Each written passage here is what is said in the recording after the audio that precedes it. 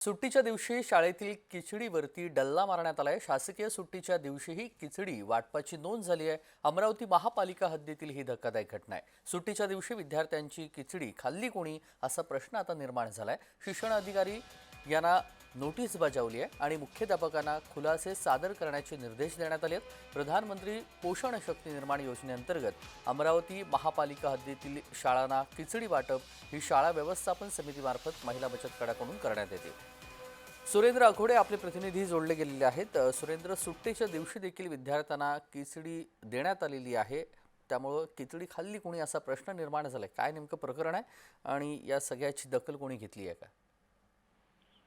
नक्कीच खरं तर प्रधानमंत्री पोषण शक्ती निर्माण योजनेअंतर्गत अमरावती महानगरपालिकेच्या हद्दीतील खिचडी वाटप करण्यात येत असते आणि यामध्ये जर बघितलं आतापर्यंत 8 शाळा ज्या आहेत त्या 8 शाळांची नोंद अशी झाली आहे की ज्या दिवशी सुट्टी होती त्या दिवशी देखील त्यांनी खिचडी वाटे अशी नोंद जी आहे ते पोर्टलवर करण्यात आली आणि त्यामुळे एक भ्रष्टाचाराचा प्रकार एक उघडकीस आलेला आहे। एकंदर बघितलं तर शासकीय सुट्टीच्या दिवशी या शाळांची उपस्थिती नोंद देखील दाखवण्यात आली आहे। महानगरपालिकेच्या 8 शाळा यामध्ये आहेत आणि या 8ही शाळा आता कारवाई होण्याचे संकेत जे आहे ते दिसत आहे। या शाळांविरुद्ध फसवणुकीचं कडक कारवाई करण्याचे आदेश जे शिक्षण अधिकाऱ्यांना मिळालेले आहेत।